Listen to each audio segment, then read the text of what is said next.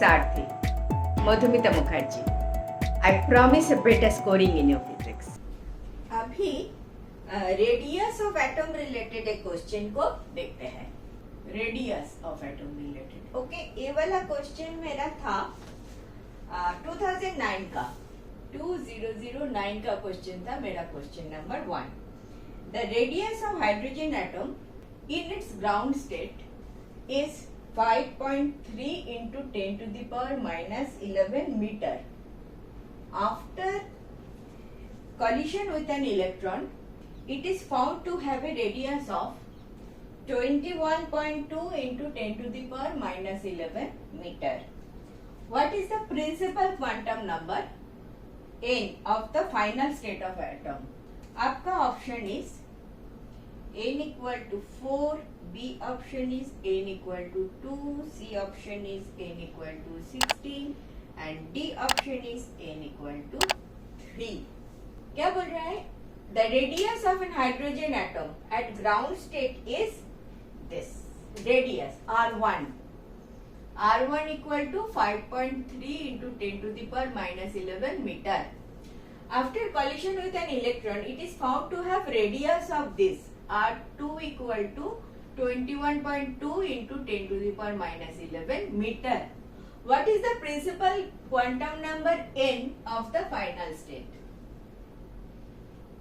हमको याद है, दिस वॉज ए बचपन से याद है, मतलब 9th से याद है कि दिस इज माई न्यूक्लियस, इसके आगे ए ऑर्बिट है, this is another orbit, this is another orbit, meaning bye R is proportional to n square. This is अगर R1 है from the center, this is 4 times, this is 9 times. याद है? R1 is to R2 is to R3 क्या होता था? Equal to 1 is to 4 is to 9 etc etc. हम फिर से 11-12 स्टैंडर्ड के हिसाब से भी करेंगे, फिलहाल तो ये कर लेते हैं. So we definitely know R1 by R2 equal to N1 square by N2 square. Square के हिसाब से. If n in the n is the principal quantum number, तो ऐसे होता है. तो आपको N2 निकालना है. N1 तो ग्राउंड स्टेट दे दिया. ग्राउंड स्टेट बोले तो n equal to 1. तो N2 square equal to N1 square into R2 by R1. N1 is 1 for ground state. ठीक है? So this is the 1. रह गया R2 by R1. R2 is 21.2 into 10 to the power minus 11. नीचे is 5.3 into 10 to the power minus 11. एक काट हो गया 5, 24. N2 equal to square root of 4 equal to 2. N2 equal to 2. B is your correct option. आप अगर A अगर आपको याद है तो इतना छोटा है.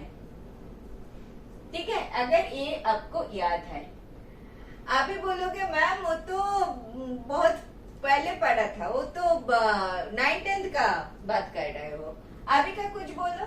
चलो बोलते हैं, थोड़ा सा जगह ले लेती हूँ, थोड़ा सा जगह ले लेती हूँ. ये आपका क्वेश्चन तो सॉल्व हो गया. ठीक है? क्वेश्चन का आंसर आ चुके हैं.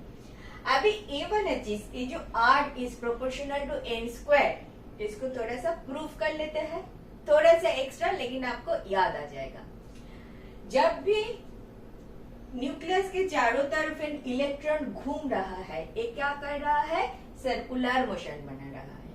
Circular motion. सर्कुलर मोशन हो तो एक centripetal force is absolutely necessary. Centripetal force वो क्या होता है? mv square by r. इससे आगे मैं नहीं बोलूंगी. This is my centripetal force.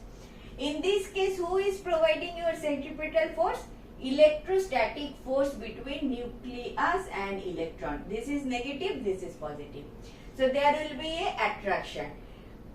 Electrostatic attraction between positive and negative charge. ये वाला जो Coulomb force develop कर रहा है between these two, that will provide the centripetal force, necessary centripetal force.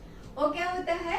हमको पता है k q1 q2 divided by r square. एक की इसको लिखो k e square by r square. E is electron का चार्ज और मैं मान लेती हूँ प्रोटॉन भी नीचे है बिकॉज आपका एक हाइड्रोजन एटम बोला है, हाइड्रोजन एटम, तो प्रोटॉन भी एक ही प्रोटॉन है एक ही इलेक्ट्रॉन के लिए, तो प्रोटॉन का चार्ज भी E है, तो E इंटू ई हो गया E square, k into E square by are square. ये ठीक है, ऊपर वाले k भी कांस्टेंट ई स्क्वायर भी कांस्टेंट और एक c बाई आर स्क्वायर कर लो, क्या फर्क पड़ता है। ठीक है, चलेगा। अभी m v स्क्वायर, तो इधर से ना v स्क्वायर निकाल लो, v square equal to c by are square into r by m. कोई प्रॉब्लम, आर आर निकल गया, c बाई आर एम। कोई प्रॉब्लम? No problem. ठीक है, v स्क्वायर का वैल्यू एक नंबर इक्वेशन करके रख दो आप। कैसे किया? Centripetal force and electrostatic force. इसमें आपको n principal quantum number of the orbits दिखाई दे रहा है? नहीं दिखाई दे रहा है, इसको एक जगह पे रख लो। अभी एक ये जो प्रिंसिपल क्वांटम नंबर एक इधर से आते हैं, बोर्स सेकेंड पोस्टुलेट से आते हैं। वो क्या बोल रहा है? बोल रहा है L equal to n into h by 2 याद करो। सेकेंड पोस्टुलेट क्या बोल रहा है? अच्छा, फर्स्ट पोस्टुलेट क्या बोल रहा था कि this electron can move only in a particular orbit, not anywhere, in a particular orbit. And जब ये इलेक्ट्रॉन ये पर्टिकुलर ऑर्बिट में है तब ये कोई एनर्जी रेडिएट नहीं करता। पोस्टुलेट 1। पोस्टुलेट 2 इज ये ऑर्बिट ऐसा ऑर्बिट है जिधर angular momentum L, angular momentum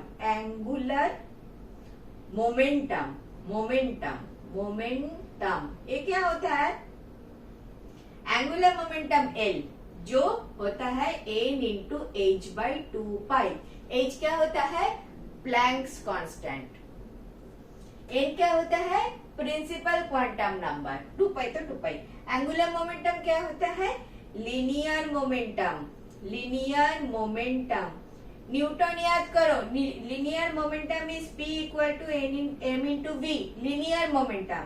तो लीनियर मोमेंटम इंटू r देता है एंगुलर मोमेंटम। सो आपका L equal to r cross p m v r। मैं वेक्टर साइन नहीं दे रही हूँ, सिंपल मल्टीप्लिकेशन में दिखा रही हूँ। P इक्वल टू एम भी आर से मल्टीप्लाई करोगे तो लीनियर एल आ जाता है, which is एंगुलर मोमेंटम। मैं वेक्टर साइन यूज नहीं कर रही हूँ, ठीक है। This L equal to N H by 2 at the same time this is M भी इंटू आर। इधर से आप v स्क्वायर निकाल लो। This is one set, that is centripetal force and Coulomb law को आपने इक्वेट किया। इधर बोर पोस्टुलेट के साथ बोर पोस्टुलेट एंगुलर मोमेंटम वो वाला कॉन्सेप्ट यूज किया। तो इधर से v स्क्वायर मैंने रख लिया, इधर से v स्क्वायर कर लो। पहले तो v निकाल लो, v कितना आ रहा है? nh बाई 2 नीचे 1 upon m into r. v square क्या होता है? n square h square 4 pi square into 1 upon m square r square. No problem, this is your दो नंबर। एक और दो को इक्वेट कर दो, एक इक्वेट दो कर लो, दोनों भी स्क्वायर है।